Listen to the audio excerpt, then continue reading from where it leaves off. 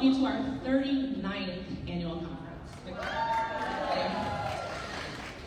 I would love to thank our co-chairs this year. We had three amazing humans, Dakota D'Amato, Kathleen Pettyway, and Beth Watkins-Brown. And their incredible committee that supported them, so thank you. I would also love to, and this is, can you switch it for me? There we go, I'm on there too, which is kind of funny, but I would love to send a heartfelt thanks to these humans without whom I would not be able to do this conference. And they are Dakota D'Amato again, no kidding, Vivian Rodriguez, Olivia Newman, Abby Sokol, and Jordan Cook. Look out for them all weekend, ask them anything, they are there for you. And with that, I'm going to turn it over to Abby. I'm going to go next to the podium or I'll disappear. Alrighty, you see our interns here, give them a big round of applause. If you see them, thank them, smile at them, wave at them, ask them questions. They are so helpful. They've been setting up all the rooms, running registration, doing all the things behind the scenes or in front of the curtain, all the things that are super helpful. So the interns are amazing. Thank you for being here. Awesome, and new this year, we have our pin training. Raise your hand if you have a pin. You all should have two. All right, awesome. So that is how this is working. I will talk about this slide and we'll go to the next. Everybody starts with 2 pins. And this is kind of just like a fun engagement activity that's going to keep going through the conferences. So keep those pins for the next bunch of years. You will get 1 collect pin. You'll get 1 trade pin, which we'll see in a minute will look like a spotlight or it will look like a megaphone. You can trade those with someone if you want, or if you like yours, keep yours. And then there will be a rare pin. The rare pin you'll see in a moment, but it says, ask me about theater education. And that one you get by talking to a board member or a staff member, maybe asking them about theater education. Took that one from me. Or just asking them about what's going on, asking them about their experience, how they got to where they are, and they'll ask you about yours probably. That's you can get a rare pin. And then there's also a couple pins, really cute, available for purchase. So the goal of this whole thing is to collect for future years, and also you can enter to win a prize. So what we are doing is if you have 3 pins, which you're already starting with 2, so just make sure to talk to a board member or talk to a staff member, and then if you have 3 pins, you can enter a registration to be entered for free registration for the next conference. Yeah, that's something. All right, so those are pins. Keep collecting. Have fun with this. We want you to. Beautiful, and for the one more thing here, we are here in Greenville, is how I'm told to pronounce it. We are here in Greenville, and there are lots of discounts that you can get just by showing certain places that you have a badge that you are part of the conference. So take a look at the Agorify app to see what discounts are available. It is maybe more than you think. So with that, we're turning it over to Fabian, my dear friend. Hello everyone, my name is Fabian. I'm the Development and Marketing Manager for the conference. It's so great to see all of you guys and to see new faces and old faces. Not age, but people that have been here before. So I just wanted to tell you guys, about ATHE. I hope you guys have gotten to experience some of the great work that we do, and just a little taste of it. We do events all over the nation throughout the year and have wonderful opportunities for you to engage with the work that we do. And this is the part where I have to ask to support, the work we do, even though you're teachers, maybe you have pennies. You can share 1 penny, maybe. We'll see. So we have something that we're doing this year is our 50-50 raffle. This is an opportunity you can win some money as well. So how many ever people join in? The pool is all together, and if your name is chosen, you can get half of the money. Come on. So if you sign up, let the price go up, and your money will go up as well, hopefully. And then we also just have a general donation. If you're just kind and generous, you can have 100% of the proceeds come to us. You can scan the QR code, text the link, or if you know people that have a lot of money by chance, or people that have connections, you can feel free to send them along my way. We all have been impacted by great theater educators and theater in general. I actually have the privilege of my past theater teacher that has been impactful to me in my life, so shout out to her. Yeah, so if you have any questions, any concerns, you know where to find me. Thank you. I think that I hit all the marks, right? Yeah. Let's go.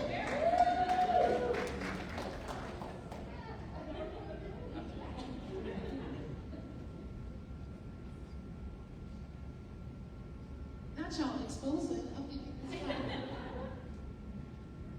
All right. Hi, everybody. My name is Beth Hopkins-Brown. I'm the co-chair. So thank you so much for being here. All right. So just want to give you a forewarning. When we get to where it says the city known today as Greenville, we're going to say those 3 indigenous names together. Okay? Because we want to make sure we honor them and give them their space. All right, everyone? So just make sure you're ready. Looking at you. Okay. The American Alliance of Theater and Education respectfully acknowledges that many indigenous people who once made South Carolina their home, they were forcibly expelled over a 200-year period from the 1600s to the 1800s under the policies of settler colonialism, erasing indigenous communities, cultures, and identities, a legacy that continues today. The city known today as Greenville is the ancestral home of the Muskogee, the Catawba, and Cherokee people. We recognize and pay respects to the traditional custodians of this land, and we proudly recognize that they and other indigenous people as American first, and the most enduring artists, educators, storytellers, and creators of culture. Their profound connection to country, waterways, and sky continues to inspire all culture in our work this weekend. Thank you guys so much for taking a moment to recognize them. And I'm going to hand this over to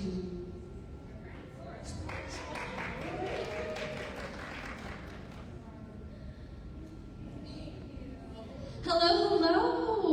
I'm Dallas Thomas. I'm the Director of Arts Integration Programs at Literacy Connects. We are a nonprofit based out of Tucson, Arizona, and I am the Director of Stories That Soar, which is our theater program. And my name is Cindy LaFreese. I'm the National Licensing Manager of Arts Integration Programs with Literacy Connects and a performer and teaching artist with Stories That Soar. All right, so Stories That Soar, a little bit about us. As we said, we're based out of Tucson, Arizona, a professional theater company that we have been around for almost 25 years now. We came out of the master's program at the University of Arizona. And what we do, we bring children's original stories to life through device theater. We have an amazing ensemble of actors that, as I said, have been around for almost 25 years doing this. And until about 2013, we had this amazing ensemble going, but we could only reach so many students. The impact was huge, but the reach was not there. And so we designed Stories That Soar High, a high school version where we trained high school students in our model of devised theater. And the impact there was so great because those elementary students not only saw their stories on stage and recognized themselves as authors, but they saw those high school students, they could look up to them. That's them in the future. These people value my words. And of course, we've got our next generation of theater makers coming up through there and learning all those amazing skills. So then we were like, wow, that's amazing. It was very successful in Tucson. And then we started licensing Stories That Soar High. And then it keeps going and going because we have the high school version going, and we partnered with Coastal Carolina University. Let me hear you, Coastal, where are you at? Yeah. To do a university version of Stories That Soar, which was amazing and magical and like coming home. And we're really happy to be here today with all of you and with them. And we're going to be performing, if you saw in your agendas, we will have a performance of select stories from our young authors in Arizona and stories from South Carolina at Coastal Carolina University. And we're hoping to involve you guys in the magic as well. So we would like to introduce the Magic Box! Hello everyone, I'm the Magic Box and I'm hungry for stories. Stories? Magic Box, what kind of stories story you can possibly imagine. Stories from your real life, or things you wish would happen, or even impossible adventures that could never happen. You can draw pictures, write poems, comics, anything at all. And if you feed me, it gives me the power to do my magic. Magic? Yes, when kids feed me stories, I use my magic to bring them to life. Oh, well, I have so many ideas, and I want to feed you Magic Box, but I'm not really the best speller. Is that okay? Oh, we are all working on spelling, so don't worry about that at all. Oh, I've got another question. What if I want to write in Spanish or maybe some other language? Is that okay? Yes, I have friends from all over the world, and they write in different languages. I like that. Wait a minute. Writing stories sounds a lot like homework. Do I have to write a story? No, this is writing for fun. And it's fun because you can write about anything you want. Just make sure that the ideas are your own. No borrowing stories that have already been written. I think the Magic Box is talking about plagiarism. Yes, I like stories with interesting characters and plenty of details. I also like stories that make me feel all the different emotions and stories that help me learn or think about the world. I love feeling emotions and learning about the world, and I'm so ready to write. Are you ready to write? Yeah! Are you guys ready to write? Yeah! Come on, Magic Box! Where are you gonna be? I'm going to be at the Stories That Soar table in the exhibitor hall until tomorrow at 5 p.m. So come feed me your stories or feed me stories from a young person in your life. Thank you, my friends.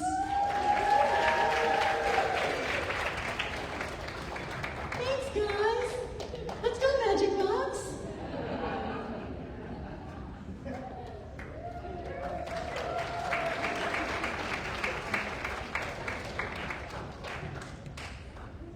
Y'all, my 8-year-old is very excited about this Magic Box. And so am I. Y'all, I need to get myself under control because I'm just too excited right now. I'm here to introduce our keynote speaker, Kim Shively. Yes, Kim Shively is an associate professor of acting in the Department of Performing Arts at Elon University, where she teaches acting, directs productions, and mentors emerging theater artists. Widely recognized as an expert acting teacher and pedagogue, she has received Teaching Excellence Awards from Elon University's College of Arts and Sciences in recognition of her commitment to rigorous training, ethical practice, and student mentorship.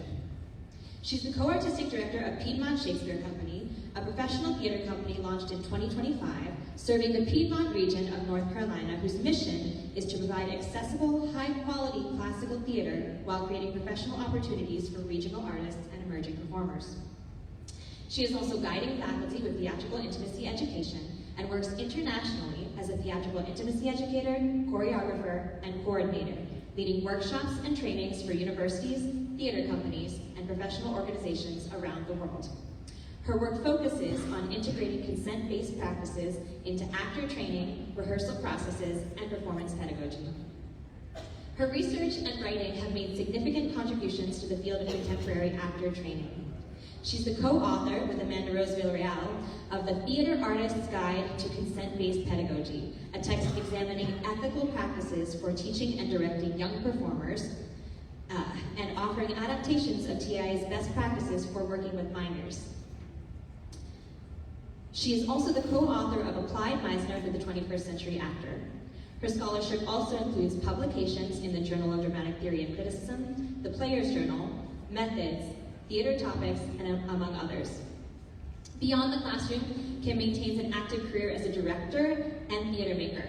Her directing credits include the post-Broadway premiere of La Pica, Carrie the Musical, Spring Awakening, the university premiere of Moment by Deirdre Kinahan, Trojan Barbie by Christine Evans, The Wolves by Sarah DeLappe, and a world premiere workshop of The Inferior Sex by Jacqueline Lawton.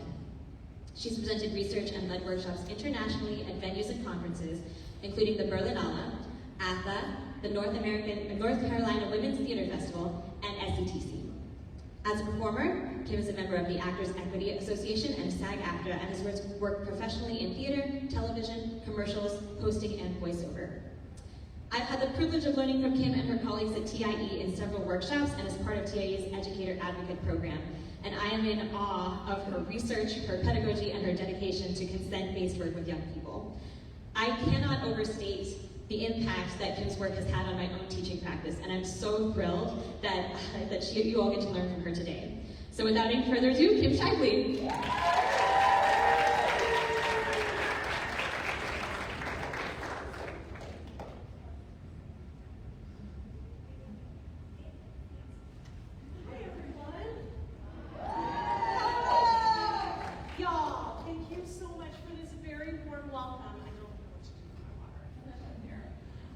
Thank you so much. This is such an honor to be here with all of you. You are my people. You are people who choose to work with young people, who choose to focus on our future and on developing talent and making sure that there is a theater for the generations to come. And I'm so grateful to get to be here with you today. So before I get started, I'd love to know a little bit more about who you are. So first of all, how many of you, this is your first conference ever doing something like this?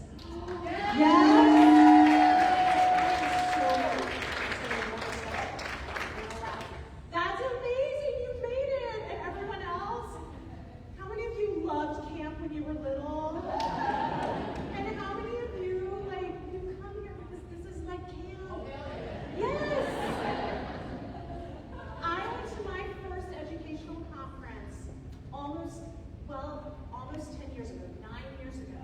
And I met some of the best friends that have carried me through my past 10 years in academia. I met my business partner and best friend, Laura Reichert, who's the founder of Theatrical Intimacy Education, our organization that is dedicated to research and to practice. I got to meet a collection of wonderful artists and educators. So I'm so excited to be here with all of you. Summer camp was my favorite. And when I knew I got to come here and be with you and Kathleen inviting me, I'm so, again, it's just an honor. And as we get to know each other, if I can just see, how many of you teach the full spectrum of K-12 in this room?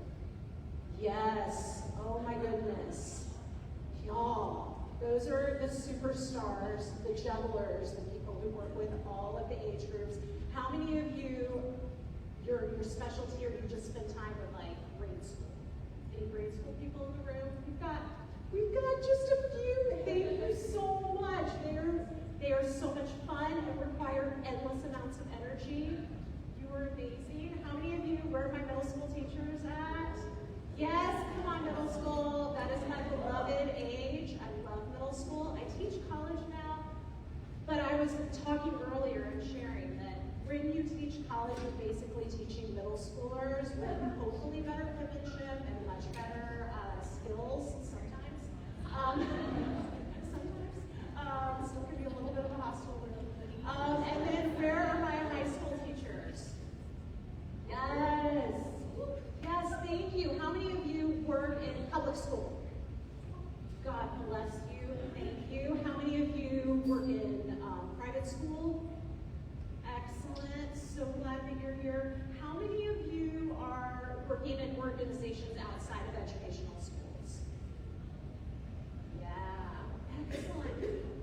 Guys, you're amazing. This is awesome. I'm so glad. So we made it to summer camp, and the theme of the conference is echoes, theater that reflects, that resonates, that revives. And I come to this work as an educator and a practitioner. And so as I began reflecting about what was the important part of how I approach teaching and resonating, which is all about centering learning and reviving, and that really started to captivate me. So then I started thinking about my school year. How many of you are beginning to think about your school year? How many of you have been thinking about your school year? How many of you are really excited? Okay, good. How many of you are a little anxious? Yeah? Is anybody exhausted?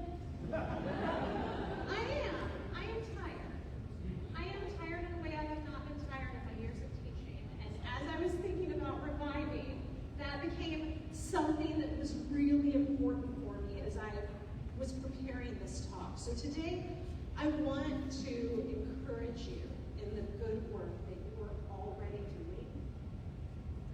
You chose one of the most valiant fields of work, and I also am noticing that the world is really starting to acknowledge it. Not because they want to necessarily, but because AI is in the news and people are freaking out. All of a sudden they're like, but the arts. But the arts really matter. Because we still need these people who can connect and interpret and imagine and do the work that the computers can't do. This week I saw a study. I didn't write it down, so now I'm like, okay, I think it was from an organization in London about the necessity for arts training in everything that we do because of AI. That it was like, no, it's actually really necessary. Not only does it slow biological aging, but it also makes us more equipped at handling difficulties in our lives. And we all know that because how often have we watched a student at the beginning of the year struggle, and at the end of the year they're having a much easier time at whatever that thing was. And it's not that that thing got easier, it's that they got better, they got more effective because of the tools that you poured into them in the classroom. So, I know it can feel scary right now. I know that it can feel, I'm not going to talk very long about how scary it can feel, but I know it can feel like the arts are under attack. I know it can feel like people are sitting there waiting for you to do something wrong or say something wrong, or that parents are looking for you to fail in some way so that they can come after you. Y'all, I have never done anything worthwhile motivated by fear. And so what I want to offer today is a different way to orient ourselves as we're thinking about going into this new year. And it's not another set of standards or a framework. Y'all have plenty of those, or even a new benchmark. I wrote a book last year with my colleague and friend Amanda Rose-Gabriel. It's got all kinds of things about framework. If that's something you need, you're interested in it, I have a 20% coupon at our table. You come take that. If you need that, I want you to have that, because that is an important tool. Am I done? I goes up all the time. It's totally fine. I won't talk about selling anything. But when I was thinking about the word echoes, I was thinking about how I hear echoes and how I feel the echoes in my body and how I think through those echoes. And I want to invite you into a way of thinking about that today. So today, I want to invite you to talk about the work and think about the work within. Because it's not an easy time to be an artist, and particularly as an arts educator. And it can feel like there are external forces waiting for us to do something wrong, or circumstances that are set up for us to fail, or I know many of you are asked to do the impossible with no resources. I know some of you teach and support well over 500 students in need, which is impossible if not for the arts. So if it works for your boundaries, to just get ourselves started, I want to invite you to close your eyes or just center your attention on yourself, turn your attention inward. And I want to invite you to think about one student. Not your most talented student, so watch those students follow. Not your favorite student, but specifically, can you think of one student who challenged you? Or maybe frustrated you? Or perhaps really pushed you to the edge sometimes? But that one student was the one that you knew needed theater, who needed the arts. Or maybe today, in your position as you think about teaching, you can identify with that student who needed theater. And go ahead and open your eyes, and for the next 3 minutes, I want to invite you to just position that student in a way. If you're taking notes, or if you have like a little planner, write that student's name down.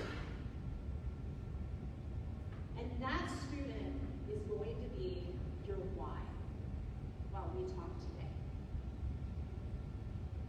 because everything I'm about to share is going to come back to that story. And as we talk about the work within the work, yes, we teach theater. We teach the arts. We direct. We produce productions. We run programs and summer camps and opportunities. But as teachers of theater, we do so much more. Because when we teach theater, what we're actually doing is we are teaching and equipping folks with courage. The root of that word I love because it's with heart. We're actually heartening folks when we get courage. Science has told us that empathy is a real thing. It's not just a buzzword. There are these amazing things called mirror neurons that exist in all of us on a cellular level. And when we sit in the dark and watch someone else illuminated by light, our mirror neurons turn on and reflect back and experience the emotions that we see. And while it's great to go to a movie theater, we are viewers when we go to a movie. But when we sit in the dark and watch someone illuminated by light, we become an audience. Because we're listening, but we're listening with our blood. We're listening with our full bodies. And we are actually generating empathy. It's scientific, so we can't fight with it. Empathy, we teach that. We teach collaboration. We make something out of nothing with other people. It's incredible. And that is a building block of collaboration. We're teaching creativity and a dramatic imagination, which is infinite. Our memories have finite use for us. They do. And our relationships and memories change. But our dramatic imagination and what it can do in our brains when you look at it under an fMRI, this blue light imaging we can look at, it is boundless. Any of you afraid of specific language right now? If inclusivity has become a dirty word, belonging. Because that's what we ultimately do. I got to work with some of the best educators when my kids were little and I was living on the West Coast.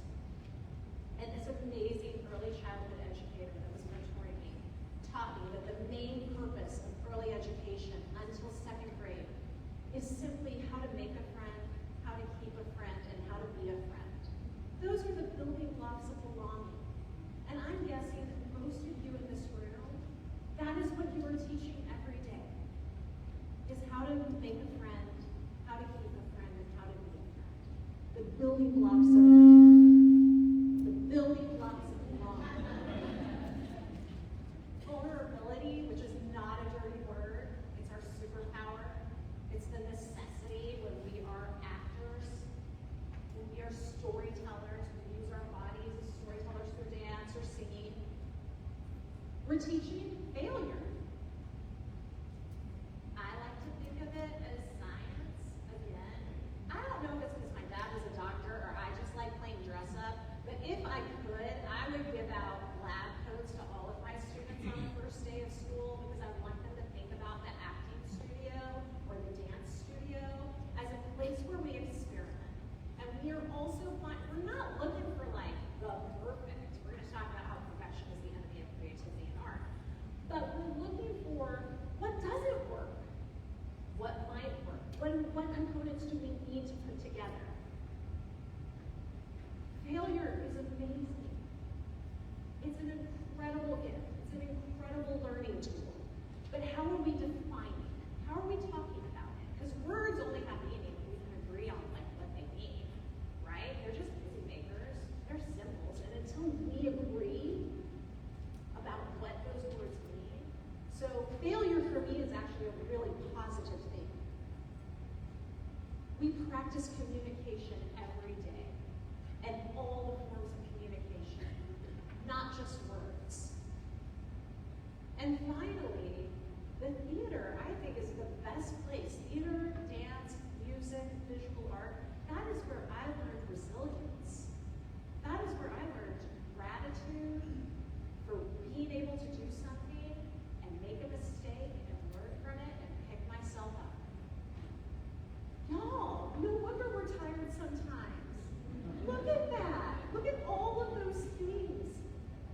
we do, because what we actually teach. So if it's true that theater just happens to be the laboratory where we experiment with the humanness of life, if all of this is true, if we're fighting for the truth of the moment, y'all are going to tell real quick that I'm a Meisner teacher. Should our teaching methods reflect those values? When teaching scene study to my students, I'm always saying, like, we communicate using words. We don't communicate words. Because I'm trying to get them to embody an action, and play that action, or embody that need, and play that action, go for that thing that they want, that objective in that room. But I was thinking about and preparing this using that same literary device. And I was thinking about all of you and how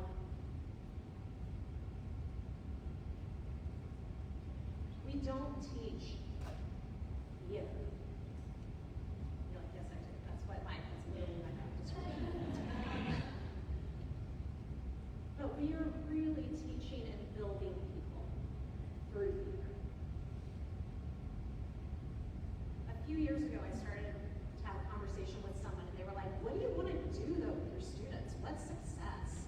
And I was like, well, every person needs to define success for themselves, and I want them to feel effective. But what I really got to, like, let the person kind of talk to me into a corner with through their questions, is what I'm really looking for is I want to build the kind of people I want to work with and collaborate with. I want to build the people that I want to live in community with. I want to help them become the kind of people that they want to be in community with.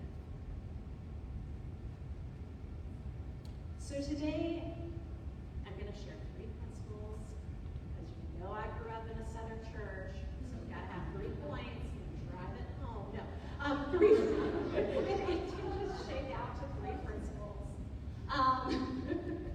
that have helped shape my research and that have grown out of this consent-based pedagogy. And y'all, it's so rare. Like, I get to travel and I get to speak, and it's really wonderful, and I get to meet people. Rarely do I get to meet a group of people who have chosen to work with young people and that have chosen this path. So first of all, that's amazing. But I rarely get to speak with my best friend and collaborator and business partner, Nora Reichert. And as I talk about these things, it's really important for me to share that. It's really important for me to share that she is the one that started this research. So as I talk today, it's built on a foundation of Laura's true love of actors. One of the things we have in common is we love actors and we love artists. But it was her true love and desire to see artists be able to advocate for themselves and work freely no matter the space they're in. And so I'm just so grateful to get to speak today with her here, but also to acknowledge the incredible foundation that she has laid. And the other thing that she's done is she's set a really big table. And she's made space for lots of people. So in just thinking about things that we're taking away, y'all, set big tables, invite lots of people to those tables, make opportunities for others, because I'm here because of Laura did that. I'm so grateful for her. And we're all here because somebody set a big table and invited us, right? That's why we're all here. So her contributions and the way that she has shaped theatrical intimacy education is so important to what I'm speaking to today. And then also the contributions of our extraordinary colleagues and my teachers, my family. So what we're going to talk about today is curiosity, agency, and learning.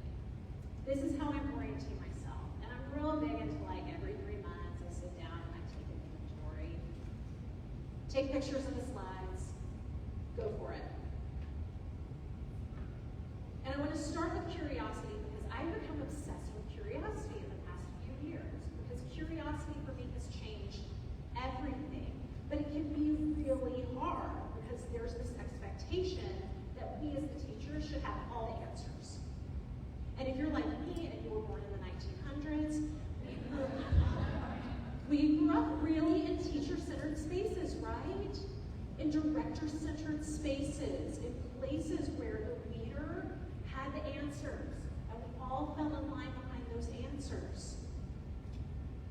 And these spaces encouraged a few things that continue in our learning spaces today that may not be as helpful. The first thing is that we learned at really young ages in these teacher-centered spaces to say yes to everything that was asked of us in order to belong, in order to survive, in order to be connected to our social engagement system, right? In order to be, because we need people to survive. So I learned at a really young age, I had to say yes to my teachers. I had to please those teachers. And I also learned that the teacher has the answers. They've got to have the answers. And then finally, my final thing I learned was that I needed to make sure the teacher was pleased with me so that I could be in that space. And so that I could thrive in that space. And what those things did to me was they led me away from curiosity. They pushed me away from curiosity.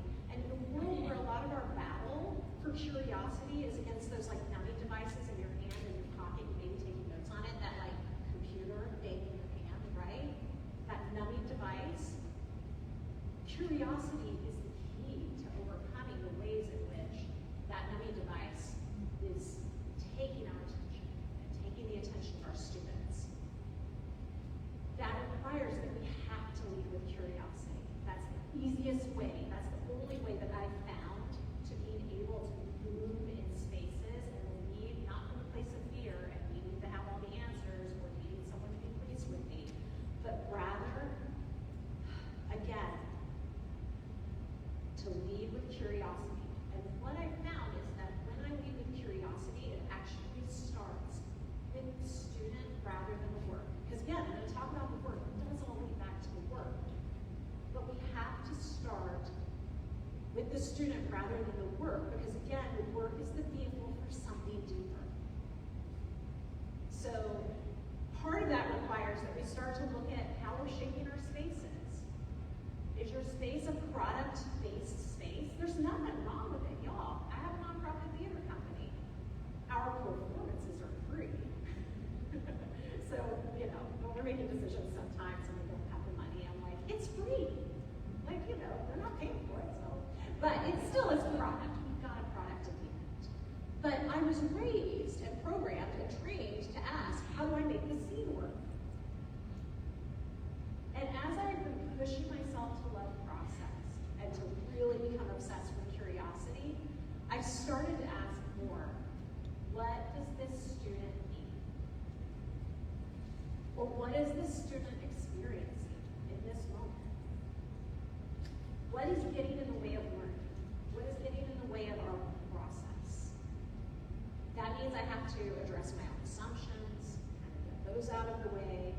That means I have to become transparent and communicate effectively. It also means I have to start asking questions instead of telling. And I've got to start thinking about individualized learning. But I've also found that curiosity leads me closer to excellence and farther away from perfection. Because curiosity is often the shortest path to excellence. And because perfection brings about such tension and rigidity, and tension and rigidity are the enemies of creativity. So I have a little post-it note on my board right now that says, perfection is the enemy of creativity. I always ask myself, what is the way to excellence for this individual, or for this group, or for this project? And the next step then, I've got to build agency with that group, not compliance. Which is really hard for me because it is easier to build compliance, y'all. Sometimes, for all you high school teachers out there, I'm gonna tell you, you have all of my respect. High school rooms are terrifying for me. They are very scary. And I would stick with compliance in some of those rooms, especially in the beginning, because it is easier. It may not be the most effective way, but again, you are the expert of your space. If you feel a little bit terrified, get some compliance. But truly, but when we model the accountability that we want to see in our students, when we model the accountability of taking responsibility for our own work, when we model helping them learn to take accountability for their work, that is the quickest way to build agency. And what is agency? Agency is simply accountability and ownership of one's own process and one's own boundaries. And that's where boundaries come into the conversation. And by the way, I like the word agency. You don't have to go back, but I like the word agency because accountability has gotten a load to it. It started to become loaded with like negative things or negative consequences. I like agency because it's personal responsibility and ownership. But the important thing is boundaries are information and not barriers. And so, when we normalize each individual having boundaries, when we make boundaries just part of the normal everyday process, and we acknowledge the fact that we are humans, and humans are really messy, and so that means boundaries are not always the clear-cut, perfect things we want to see. Laura and I were in a breakout room earlier with some of you, and I was talking about how I love to talk about boundaries with young people. First of all, Gen Z, they love boundaries, y'all. The Pew and Gallup polls have come out, and when they are talking about who Gen Z is, the first thing they say is Gen Z loves boundaries. No other generation has ever thought about boundaries enough for them to like mark it down. Gen Z, it's one of their markers. Here's the problem though. They confuse having a boundary with being uncomfortable. And theater and the arts are uncomfortable, messy places. And boundaries change. They are not the same from day to day. So I like to put up a map of Europe over from like 1,000 to present day and show them all the ways the boundaries change. And then ask them to tell me, why did those boundaries change? And then I can ask them, what were your boundaries like when you met your best friend? Or your roommate? How have your boundaries with your best friend or your roommate changed in the past, however many years you've known them? Because boundaries do shift and change. But if we normalize having them, if we open up and give agency, then we can begin to speak about them and we can acknowledge the fact that they do change. When we make learning and growth and process the goal, it provides agency, and that's when I have found students begin to really learn. I can ask questions, they think about it. I can ask questions, they learn that in this space. I can advocate for myself. I can negotiate. My teacher's saying I can regulate myself. Let me figure out what that looks like. And also, they can begin to say, I don't know that this works for me. I need to have a conversation. And the learning continues because agency doesn't weaken artistic rigor. This is something that people say to me all the time when they encounter our work for the first time, or they hear me speak about teaching or about philosophy. They're like, but I'm not going to get the same kind of product. But what I have found is that agency doesn't weaken artistic rigor, it strengthens artistic investment. My students are way more creative and have so much more ownership of their process now than they did when I started teaching 10 years ago. Because they're no longer trying to figure out what it is I want. They're trying to figure out what does the story require of me? How can I bring myself to tell the truth of this moment? And then the third point is design for learning, not performance. Classrooms and schools are process spaces, not product spaces. And y'all, I get it. I do. We all want to have good products. And some of y'all are in places where, Lord, people, I did a workshop at a high school and they had a $120,000 budget for their musical. Elon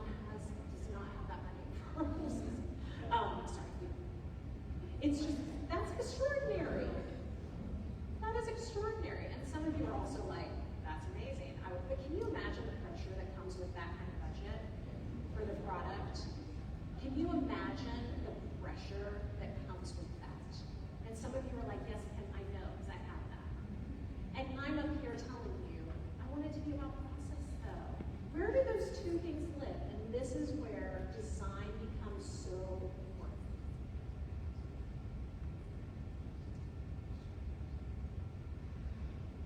Get there. Too often the product is confused for an idea of perfection. And perfection, again, is the enemy of growth because perfection crushes and perfection is rigid and it takes the breath out of things. But we can work toward excellence, and learning and working toward excellence is really what the goal of process is, y'all. What process gives us is a way to learn and work toward excellence. So how do we do that? When we center and actually plan for learning, and these are just a few examples. But first of all, reflection. How much time is spent in reflection? Because we actually learn a lot from the reflective process. Multiple pathways. There are a lot of ways to make cake. There are a lot of ways to skin a cat. It's the whole, but now I have this cat that we're all obsessed with, so it's quite funny. Exit ramps. We call these stepping out processes at TIE, but ways to step out of the process so that you can get information and take that moment that you need so that you can make sure that the learning is working for you. Process language. Language is really important. I have moved away from good and bad in the classroom. Now I talk about what's effective and what's not. Because it's so quick to be like, this was great, this was wonderful, but this was effective, this was really effective, or maybe this wasn't as effective, because again, it's a laboratory. We can start to develop a dramatic imagination. And y'all, it has to be developed, it has to be practiced. It's not one of those things that you can just turn on. I watched E.T. with my children. And I was heartbroken because I love E.T. And they thought it looked stupid. They could not get past the fact that there weren't CGIs. There are movies. But they want to be on screens. They could not get past the fact that it wasn't like it didn't look real for their dramatic imaginations to activate. In the past 15 years, the biggest change I have seen, other than the fact that now our 18-year-olds coming into college are more like 14-year-olds in 2010, is what I think Laura said, and I agree with that, is that the student population that we are raising is being raised on AI and computer-generated images. And so they don't have to really develop their imaginations as much because everything is given to them on a screen. Now there are those rare students, and occasionally I have someone in my classroom and they're like, I say no to everyone. I'd love to call you by your first name. And I'm like, what Montessori did you go to? Amazing. But the reality is, the students that we get have been raised on Disney and Nickelodeon. And there's nothing wrong with any of those things. They're wonderful. But there is this gap in the dramatic imagination that we are all of a sudden responsible for training in middle school and high school and college. So that dramatic imagination can stretch and grow. But we have to make a space for it. We have to give the opportunity for it to stretch and grow. The debrief. Are we talking about it? Are we giving ourselves opportunities to really communicate about what just happened? Or are we taking space because we need space and time to process and then coming back to talk about it? I don't like to read papers. I don't ask my students to write papers. I don't want to read an AI paper. So I like a verbal debrief or a voice note. Transparency. Am I being transparent? Am I using, and what we call it in the book, and Laura has talked about this for years in her consent in the active classroom, and then Susan talked about it in the 90s and 2000s. She was really a pioneer. Are we being radically transparent? Are we giving information? And we can give lots of information without giving away the surprise or the discovery. So I'm going to take a quick story before we land the plane. years ago, in my first year teaching at Elon, when I thought my job was to have all the answers, because I had the training, and I had the degree, and I had the professional experience, and the students were coming to me because I knew theater, and I knew acting. And when something wasn't working in that first year, I just explained more, or I coached more. And then one day, a student asked me a question I could not answer. Not about the text we were working on, and not about acting, and not about breath support, but about themselves. And she asked, is there another way I can do this?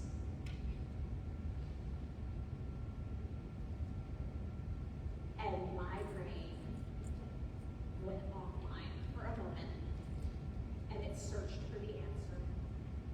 And then I heard myself say, I don't know. Are you willing to work with me and we can figure it out together?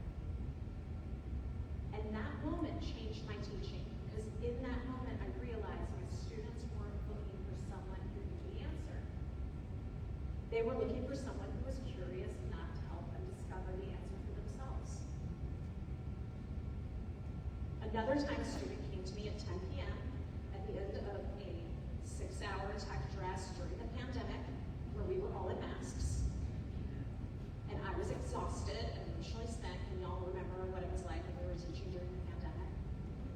Those were dark, dark days, and I wish I could tell you that I had learned the lesson that I only had a few years earlier, and that it had become more standard practice. But when they came to me with an issue, I tried to fix the situation, and I ended up making it so much worse. Because I had forgotten how great it was to say, I don't know. And I had forgotten to model the accountability and vulnerability that I wanted to see from them. So I got in my car, and I cried, and I called Laura on my way home, and she gave me a very simple phrase that has become my new go-to. And that is, well, it's not my new go-to anymore, it's my go-to for like the past 6-7 years, is I am not at my best right now, but I hear what you're saying, and your growth and development to me is very important, both as a person and a professional. And I need time to be able to process this so that we can have a conversation about it. Can we talk tomorrow when I've had a chance to sleep and process this information? So I went back to the student, I apologized for my misstep. I said I wish I could have had my new script. I told him what my new script was. He said that's a much better thing to say. And then he forgave me. And then I asked him how he wanted to move forward. And he extended a lot of grace, and we talked on the phone last week. He is in London doing a classical acting intensive, and I'm so proud of him. But again, this particular model of accountability was really painful, and the outcome was so much better than if I had had nothing. So again, it's the work within the work. And I believe this. Building the people who will continue to build the arts in communities, in schools, in the profession is one of the most noble things that any of us can do. And you are doing that work. Because we are building the kind of community that we want to live in, and we want to teach theater in, because we're really building collaborative, vulnerable, courageous, empathetic, communicative artists who are able to fail forward with resilience.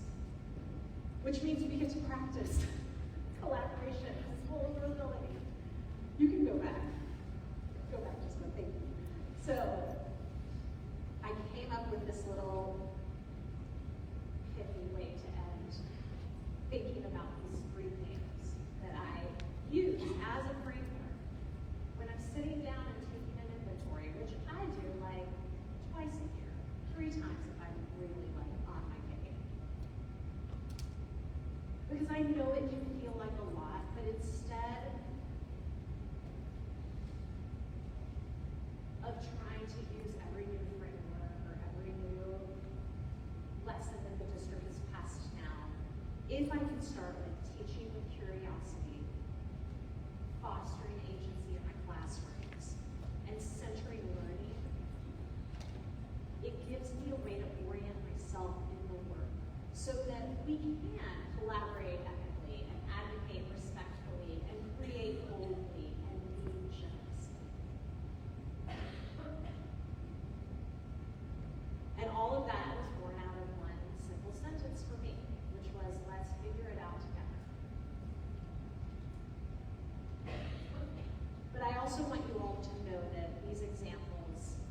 them in spaces that have been built intentionally.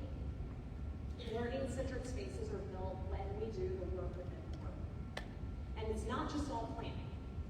It's making sure that the space also works for us as the teacher.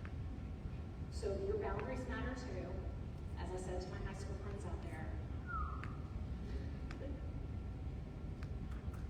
When I meet folks in building cultures of consent, one of the biggest takeaways that people appreciate is the space has to work for your boundaries first.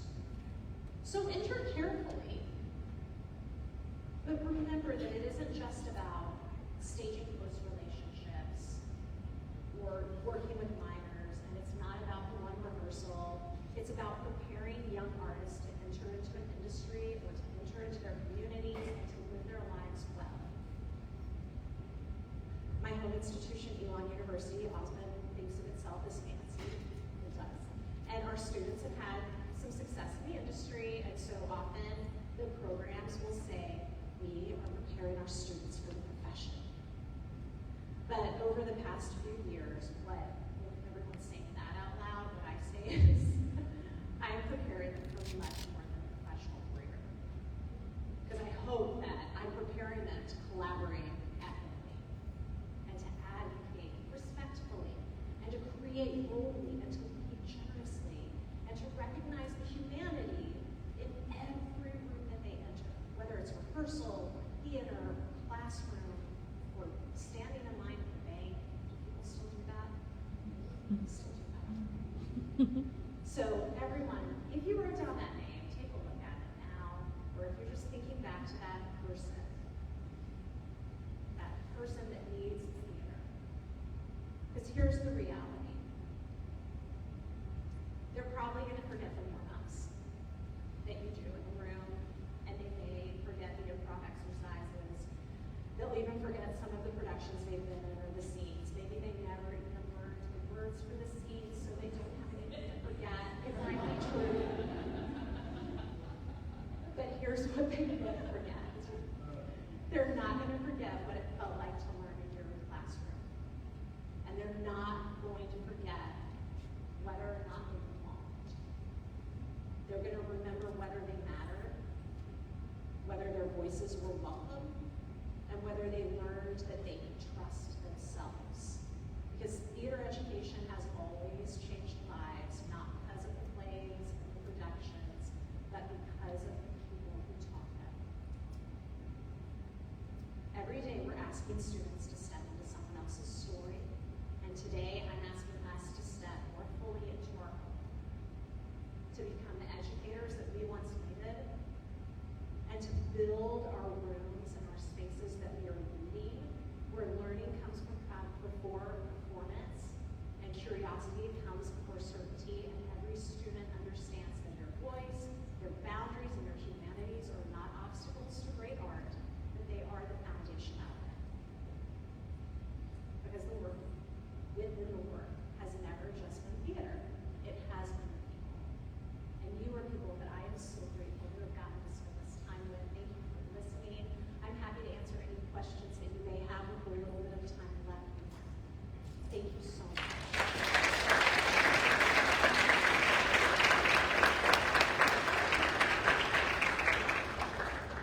Do you all have any questions? I know there was supposed to be time for Q&A. Is there? Time for a question or two? I'm going to be here all day tomorrow. Laura and I will be at the table. Come see us. Thank you all so much.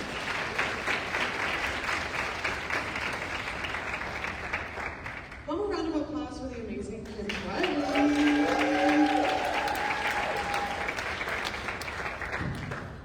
Hi everybody, my name is Olivia Newman. I'm the exhibitor coordinator and the special events coordinator here. Thank you all so much for being here with us today. Just a couple of what's next items for you, just so you have this on the brain. I first just wanted to take a moment to thank our amazing sponsors, without whom this conference wouldn't be able to happen. So thank you to Curate, thank you to Ludus, to the Hoff Wyndham Foundation, to the ABC Institute, Musical Theater International, Dramatic Publishing, Stories That Soar, the Peter Glenville Foundation, NYU Steinhardt Program in Educational Theater. Thank you so much for making this conference and for ATHE dreams come true. So we really appreciate them. Thank you. Also, we have Photo Circle back. So those of you who have been here at conference before, you're familiar with Photo Circle. For those of you who have not been to conference before, this is how we collect all of the amazing memories for us to look back on after conference. This is the place to upload amazing photos or videos of classes you've been taking, of the great memories and the bonds that you're building here at conference. So if you scan this QR code, it will take you to this year's Photo Circle. In addition, we have a fun little contest happening. So you know me, I love a good contest. So the person who uploads the most photos and or videos, and like nice photos, not the weird blurry stuff where like people's faces are kind of half in, you know, after a long night of fun. Really nice photos here. The person who posts the most in our photo circle gets a prize. I believe it's a free conference next year. I know. And for people like me, I like the free stuff. So if you are willing and able to participate, we would love to see all of the amazing memories that you're making here. And we'd love to be able to see all of the great things that ATHE conference has to offer. So please scan the QR code. We also have a QR code at the registration booth outside if for whatever reason your phone's not working right now, but I hope you'll show us all the great things that are happening here at conference. The next thing I wanted to talk to you about real quick is our amazing exhibitors. So we have 11 amazing exhibitor booths outside of the doors right here. In your bags, you all should have gotten what we call the exhibitor passport. It's a postcard that's half page front back. And on the passport, there's questions to talk to our exhibitors about, and that is your way to enter the famous exhibitor lotto, where our fabulous exhibitors are giving away prizes that are really awesome and great things to take away with you. I mean, gift cards and things like that. So, if you want to be entered into that contest, please fill out your passport to enter into the exhibitor lotto and drop it off at our registration booth right outside these doors by 4 p.m. Saturday, because the exhibitor lotto drawing is 4:15 p.m. on Saturday, and you have to be present to win. So just keep that in mind. Right after this, you'll have an opportunity to connect with them and say hello, and you'll be able to see them tomorrow through the rest of our conference as well. So that'll be exciting. Another contest that we're running for tomorrow, featuring our exhibitors, is what I call the passcode scavenger hunt. So tomorrow, and tomorrow only, at registration, there will be worksheets where you visit exhibitor booths. They're going to give you a scrambled group of letters that'll turn into a word. Those words together complete a phrase. And if you bring up the sheet that proves that you've completed the phrase scavenger hunt, you visited some exhibitors and some interns to get those words and clues, bring it to registration, we can award you with a free year's membership to AATE next year. Yes, I know. Everyone's like, yes. So that contest is only running tomorrow, whereas the exhibitor lotto is running the next couple of days. So I hope you'll take advantage of these awesome opportunities to get to know our exhibitors and our interns and all of the other fabulous folks here at ATHE. And the last thing I want to tell you about is our play reading circles.